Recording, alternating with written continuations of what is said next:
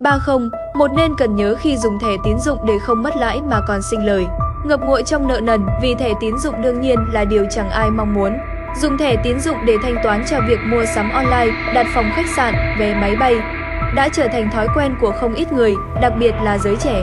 Không thể phủ nhận sự tiện lợi mà loại thẻ này mang lại khi bạn có thể thoải mái chi tiêu với hạn mức cố định.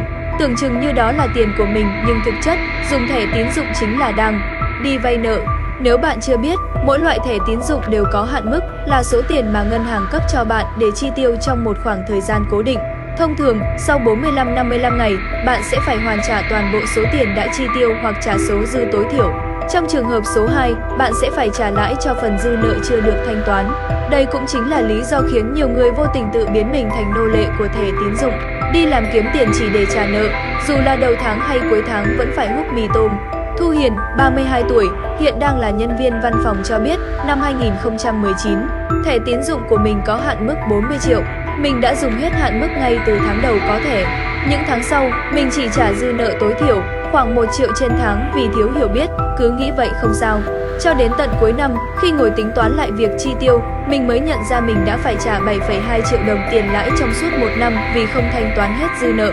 Thu Hiền thừa nhận số tiền 7,2 triệu trên năm cũng không phải quá lớn nhưng cô hoàn toàn có thể không phải mất khoản tiền lãi này nếu chịu tìm hiểu kỹ các điều khoản của ngân hàng trước khi sử dụng thẻ tín dụng để không rơi vào tình cảnh như Thu Hiền, hoặc tệ hơn là phải ẻ cổ trả nợ tín dụng hàng tháng. Dưới đây là 30.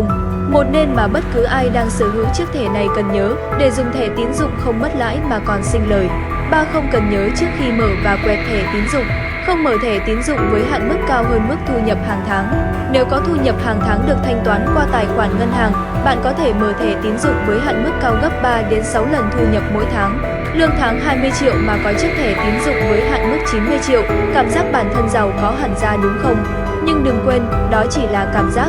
Hải Phong, 26 tuổi, hiện đang là một designer cho biết, mình từng phải đi vay tiền bạn bè để thanh toán dư nợ tín dụng. Hạn mức tín dụng của mình cao gấp 3 lần thu nhập hàng tháng. Ban đầu khi mở thẻ, mình tự tin có thể kiểm soát chi tiêu nhưng thẻ sẵn đó, tiền cũng sẵn đó, mình bắt đầu không giữ được mình mà quẹt thẻ liên tục, thành ra nợ nần. Đương nhiên, ngân hàng sẽ động viên, khích lệ bạn mở thẻ tín dụng với hạn mức cao nhất có thể.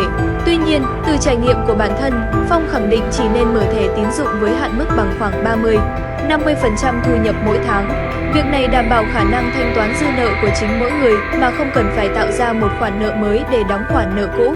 Không rút tiền mặt từ thẻ tín dụng. Đặc điểm và cũng là ưu điểm lớn nhất của thẻ tín dụng chính là sự thuận tiện trong các giao dịch online. Tuy nhiên, trong một vài hoàn cảnh cấp bách cần tiền mặt mà chẳng kiếm đâu ra, cũng không vay ai được, không ít người lại chọn rút tiền mặt từ thẻ tín dụng. Cũng giống như rút tiền mặt từ thẻ ATM, bạn chỉ cần đút thẻ tín dụng của mình vào bất kỳ cây ATM nào là đã có thể rút tiền mặt. Tuy nhiên, khác biệt chính là phí và lãi rút tiền mặt từ thẻ tín dụng vô cùng cao. Mức phí rút tiền mặt từ thẻ tín dụng của đa số ngân hàng hiện nay rơi vào khoảng 1-4% số tiền mỗi lần rút. Mức lãi suất cho việc rút tiền mặt từ thẻ tín dụng khoảng 2% mỗi tháng. Vậy là với một khoản tiền mặt rút ra từ thẻ tín dụng, bạn sẽ mất một khoản tiền gồm tiễn phí và tiền lãi. Không chậm trả tín dụng. Hãy cố gắng thanh toán hết dư nợ đúng hoặc trước 1 đến 2 ngày sau khi nhận được sao kê của ngân hàng. Trong trường hợp chưa thể thanh toán hết dư nợ, bạn cần đảm bảo thanh toán số tiền tối thiểu theo thông báo của ngân hàng. Việc thanh toán đúng hạn này sẽ giúp cho điểm tín dụng của bạn luôn được duy trì ở mức tốt, tránh nợ xấu để việc vay vốn hoặc mở thẻ về sau dễ dàng hơn. Một nên cần lưu tâm để sinh lời khi dùng thẻ tín dụng. Sau khi đã đảm bảo thực hiện được 30 phía trên, đây là điều bạn cần nhớ để thẻ tín dụng sinh lời, dùng thẻ đúng mục đích. Thanh Tùng, 29 tuổi, hiện đang là nhân viên ngân hàng cho biết, cần phải dùng thẻ đúng mục đích, bạn mới nhận được những chính sách ưu đãi, hoàn tiền từ những đối tác của ngân hàng. Ví dụ thế này đi cho dễ hiểu, có những loại thẻ tín dụng phục vụ mục đích mua sắm online, ngân hàng cấp thẻ cho bạn đã liên kết với các sàn thương mại điện tử. Nếu bạn chỉ dùng thẻ với mục đích mua sắm, bạn sẽ được hoàn khoảng 2-5% số tiền đã chi tiêu trong một kỳ sao kê. Tuy nhiên, nếu bạn dùng thẻ tín dụng phục vụ mục đích mua sắm để thanh toán hóa đơn, đặt vé máy bay, đồ ăn, bạn sẽ không được hưởng ưu đãi và thậm chí còn phải trả tiền lãi.